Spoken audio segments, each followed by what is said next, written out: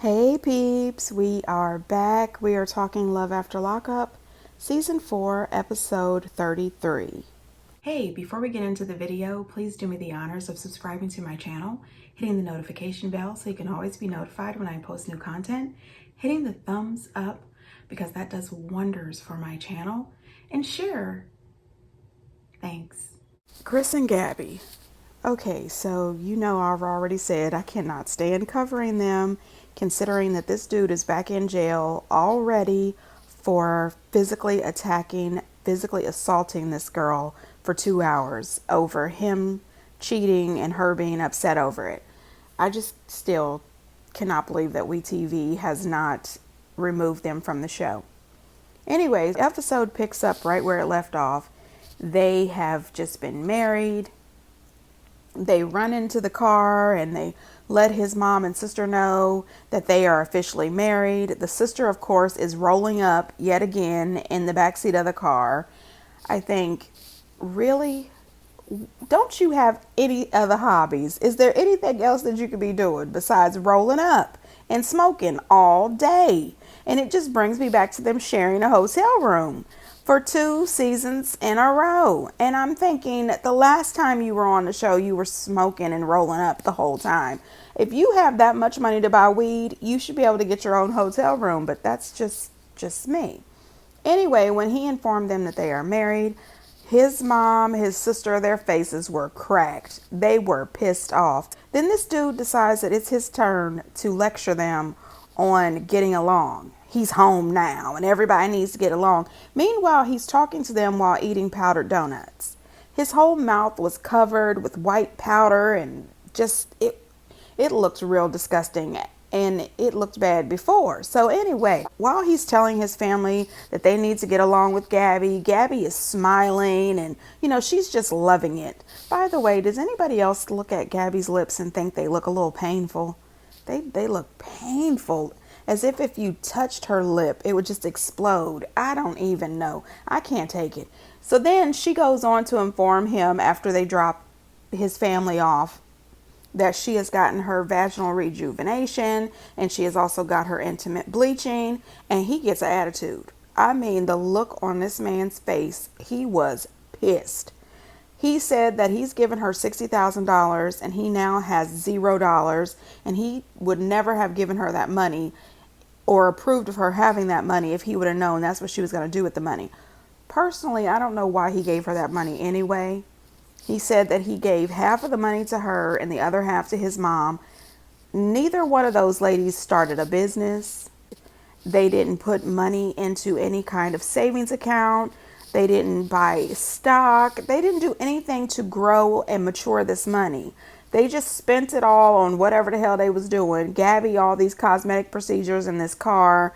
His mom probably paid a bunch of bills. Who knows what she did with the money. But the point is now this boy is out of jail after getting this money for being beat the hell up by guards in prison, and he has $0. I blame all 3 of them for this. This makes no sense. He's in his feelings about her getting this vaginal tightening. He says that something is suspect by this. We all know that. We all know that. If you have not legitimately had sex in 5 years, your vagina is practically virginal again, okay? These things are built for tough. You know what I'm saying? We have babies out of these things. You know what I mean? Anyway, I'm sorry. Oh my goodness. I don't know. Moving on. Anyway, they decide to pull over on the side of the street and run into a bathroom at a little side store and have the sex. I said, oh gosh, you are so gross and nasty, both of you. This dude hasn't washed his ass or washed his hands, and he had just ate all them powdered donuts, and when they were in the car, he had his fingers in her business. And I said, oh, can we get a toothbrush? Can we get something? I wouldn't do that. It was too much for me. I'm sensitive. I can't handle it. Anyway, after the sex, she says that her vagina hurts. Her insides hurt. It's tingling and she's got this pained face. And I said, imagine that. Imagine that. You just had your vagina rejuvenation less than 2 days ago. You're not supposed to be having sex yet. That's why it hurts. And it's possible that you could have just done some damage. I mean, this just makes no sense. Anyway, they get into a little bit of an argument because now he's feeling a little insecure, especially when he found out about this vaginal rejuvenation. And she tells him, "You're not treating me like your wife." I said, "You've been married for 12 minutes. You don't even know what it feels like to be a wife yet." And he definitely is no husband. I'm just saying. Anyway, she drops him off at the halfway house, and then the next we see her, she's visiting her mom at her place of employment. Now, her mom is ticked off. Now, let me just say this. Every time I see my mother, whether it was the day before yesterday or the same day, when I come in the door to see my mom, it's always greeted with a huge smile and a hug. Not Gabby. She got to her mom's job. She said, "Hi, I just came to visit you." And her mom said, "Wonderful. What do you want?" I said, "Well, damn." Damn. There is just no warmth. I mean, it was ice cold in the beauty supply store or convenience store, whatever kind of store, I don't know. But her mom she wasn't here for it. She then tells her mom that Chris is back. And her mom said, "Oh, this shit again." She lets her mom know that she's married Chris, and her mom tells her, "Are you stupid?" She said, "Yes, you are absolutely stupid. And why are you here at my place of employment telling me this?" She let her know that she feels that she is being a complete idiot, that this marriage is a complete fail, and she does not want Chris anywhere near her or her home. She is not accepting this, that they need to get an annulment. She says that Chris is not even her daughter's type.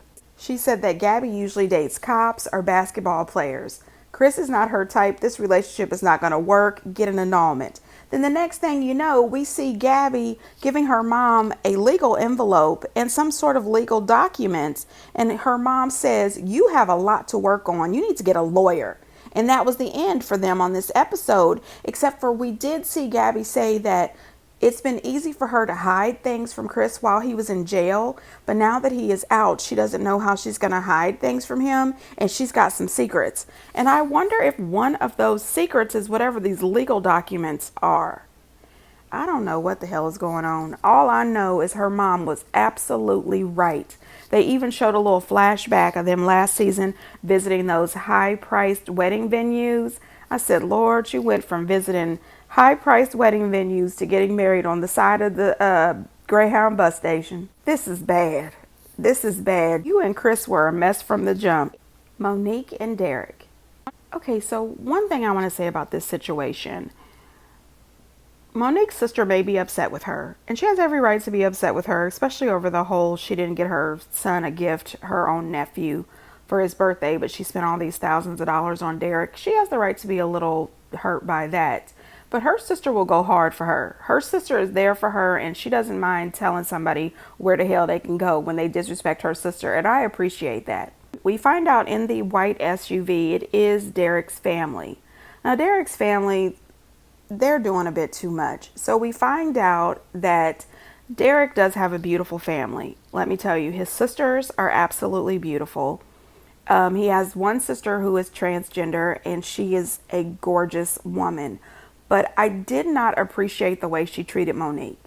She posted a picture of Monique on social media, pretty much slandering her and shaming her for her size. Now, I want to say this. Monique is a plus size woman, but she is a beautiful lady. Everyone can't be a size 2. It was just so many shady comments that were made by Derek's sister that just didn't feel right to me. She couldn't just accept this is who he's dating, give them a chance. I did see on social media that she posted somewhere that she doesn't like Monique because Monique also put those cameras up in her grandma's house. And I totally get it. I would really be pissed off if this woman put cameras up in my grandmother's house as well. But come on now, get off her back. Both of them did say some low blows. She made a comment that Monique can go suck a D as long as it's not hers. And then Monique made some kind of comment that at least she's got a cookie or something like that. Both of them should really just stop. Just stop. I think that they're both beautiful women. They both have different things to offer. Everybody's not going to be a size 2. Let it go. So Derek's family did mention that he asked them not to come, and they decided to come anyway. They thought that it was really selfish of Monique to want to steal the moment from the whole family and just have it her and Derek. And I thought it was a little selfish as well. His family should be able to be there for him too. Just because he's in a relationship with you and you don't really know his family, or you don't believe that his family did everything they could and should do for him while he's in jail, that is a separate situation. It's a family thing. Stay out of it. It doesn't hurt for him to see them when he comes out at the same time as seeing you. It's not going to take anything away from you.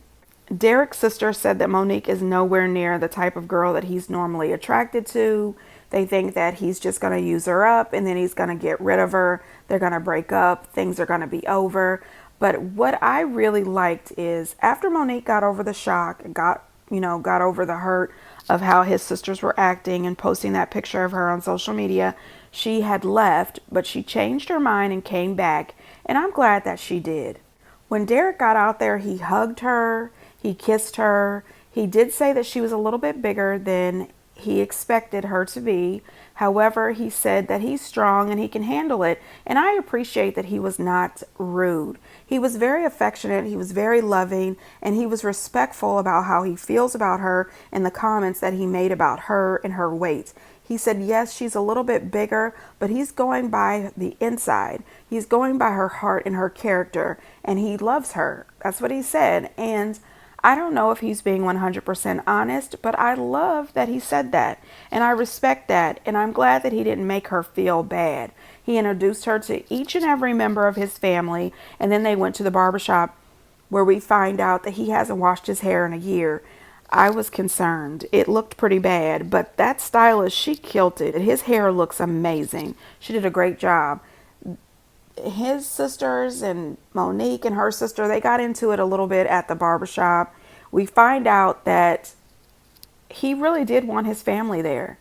And she was the one who was pressuring him not to have his family. She makes this comment that she's not going to allow him to see his family or spend time with his family. And this is where I have to say, Monique, listen, your insecurities are showing big time.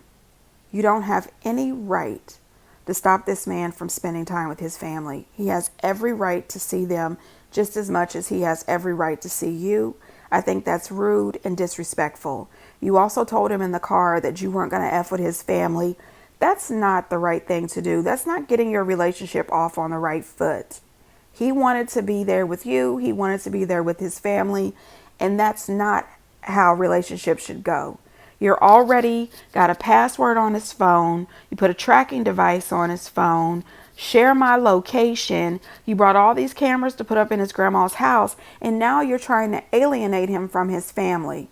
This is saying to me that I am extremely insecure and acting a little possessive and controlling. And this is not going to work.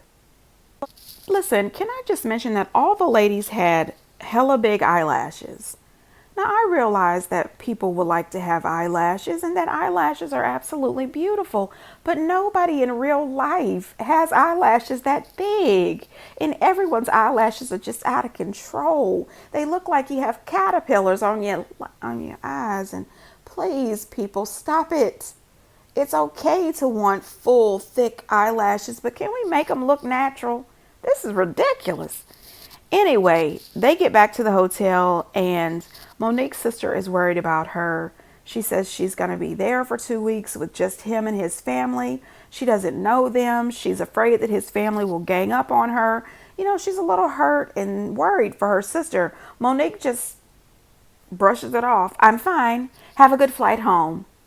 I said, well, damn, can't you at least give your sister a big hug and tell her that you love her, you appreciate her driving you down there, you appreciate her having your back, you're going to be okay, something. I thought it was a bit much.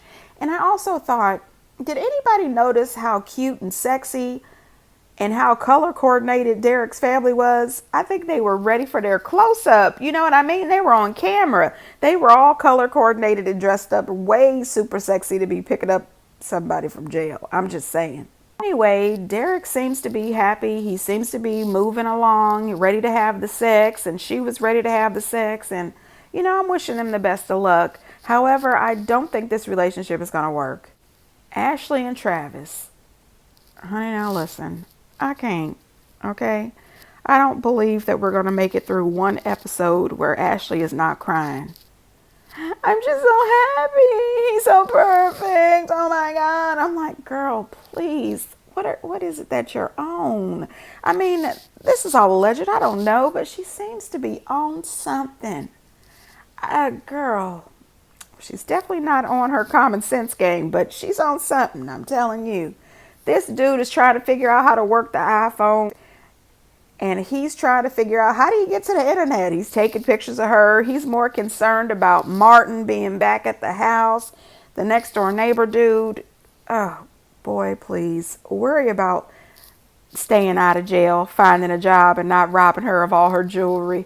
I'm just saying. So as soon as they get to the hotel, the first thing he wants to do is order a beer. I said, oh gosh, I'm seeing a red flag, red flag, red flag.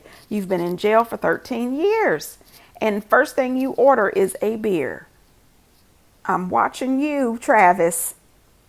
Then he makes this comment that he hasn't been with a woman in 14 years. And I said, why did you make the distinction that you haven't been with a woman in 14 years? And then he says he doesn't know if he's going to use protection or not. Oh, hell no. Oh, hell no. There would be no choice. The next thing you know, they're back in the hotel room. They have ordered pizza. The pizza delivery dude shows up while they're right in the middle of jumping into the shower to have the good sex. And he grabs the pizza box from the man. The man has his hand out for a tip and he slams the door. I said, oh, poor man, got the door slammed in his face. Now, I knew he wasn't going to be able to give him a tip because, he just got out of jail. So unless he was going to, get into Ashley's purse, that wasn't going to happen. But dag, I felt for the man with the pizza box. Anyway, according to them, the sex was really good. It was perfect. Then when they fly to Florida where she lives, he is over the moon excited. He's never lived in a nice home. He's never lived in a place that's sunny and, has a beach. And he is so excited. This lifestyle is new for him. He can't wait to get in her pool. When he gets to the house, he wants a tour. He's looking all around. I said, oh God, he's casing the joint. He's casing the place. Girl, you should be nervous. You should be concerned. And then we see her go in the bathroom and she puts her jewels in this tiny safe. I said, girl, he can pick that up and walk out the front door with it. This is crazy. You are even locking your things up because you know this man is about to rob you blind. You are about to get robbed. Girl, this is ridiculous. She lets us know that she got this place, furnished it herself, and decorated. She did all of this to impress Travis, the dude who's been in jail for armed robbery and drug addiction for the last 13 damn years. I said, say what now? And then she lets us know that she's a little low on money because of all this, decorating and home purchasing and things like that. I said, girl, this relationship is doomed for failure because first of all, he's about to suck you dry out of everything you got. He is about to give you the good sex. He is about to rob you blind and carry your dog and safe out the front door. I'm just saying, girl, you are a complete idiot. Turn on the self-esteem and turn down the Xanax. I'm just saying. Justine and Michael. We saw them last episode with the matching orange. Then we seen them this episode with the matching pajamas. Next thing you know, they've got on matching red sweatsuits. I said, oh, damn.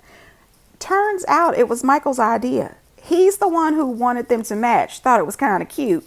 And I said, yeah, I wouldn't mind one day being the old couple, walking through the mall with my husband, wearing matching jogging suits. I'm just saying. We would be clowned, but we would be together. I'm just saying. Now, the show kept showing that Nutella by the side of the bed, and I'd like to know, peeps, get down in the comments, what was they doing with that Nutella? I don't even want to know, especially after we heard about the ranch and the chicken wings last episode. Ooh, that still grosses me out. Michael is super excited. He's getting a chance to see his family, his children. He hasn't seen his son since he was 2 years old. He hasn't seen one of his daughters for 3 years. He is super excited. But one thing that threw me off, when he was in the middle of telling her about the hard times in prison and feeling like he was in a human graveyard, she flipped the subject real quick, saying, "This is the first time everybody's going to see us as a husband and wife." And I said, well, shit. Can you calm down, wipe that smile off your face, and give him a little love and support and understanding that he felt like he was being forgotten and he was lost in jail? Calm the hell down. People are going to see you as his wife. I just thought that was a little selfish. I'm just saying. Had anybody else noticed that every time they come to and from the hotel, she's carrying all the bags and all he's carrying is his tennis shoes? Shouldn't that be the other way around? I don't know. I just thought that was weird. And he never opens the door for her. I'm sorry. I like a little chivalry. I love a gentleman. I raised my son to be a gentleman. You come over here and you open this door and you carry these bags, okay? Anyway, moving on. The thing is, with Mike and Justine, I like them. And I think that they could grow into a real good, mature, sexy couple. You know what I mean? They're going to have to go through some changes because I can tell already that this dude is seriously about to act a fool when he gets his bearings again. And I can also see that she's got a little bit of a jealousy streak, and I think she might be a little selfish, but I think that they can work this out. They just have to, it's going to take some patience and some time and good communication. So Mike gets a call from one of his friends, and he wants to meet up with this guy who is also a business colleague who he says has connections in the music business, and they need to, set up some meetings and try to get his, rap career off the ground. He says that this guy can actually get his career up and going. And she gets upset. "It's not time to hang out with your friend. This is family day and you don't need to meet up with him." And he makes a valid point when he says, hugs and kisses don't pay the bills. And that is the truth. You guys are sitting with 7 children, plus the 2 of you. You need a conversion van, a sprinter van, something. And conversion sprinter vans don't just buy themselves. He is right. Give this man 20 minutes to talk to this guy about making some legitimate money and stifle. Calm down, woman. This is ridiculous. Now listen, I am not going to lie. When he got to that park and met up with his family, I cried my eyes out because his family was so excited. There was so much love. There were so many tears.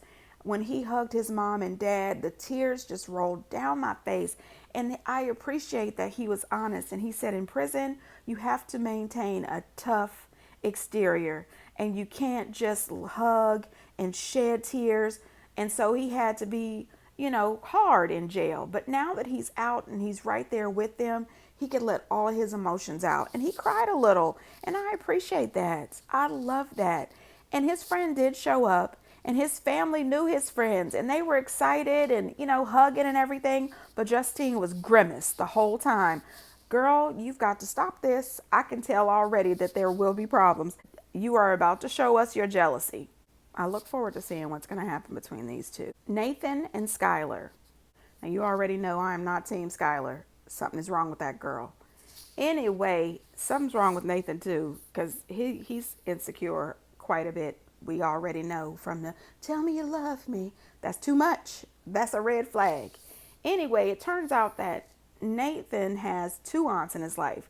We already met his Aunt Tara. His Aunt Tara is his paternal aunt, his dad's side.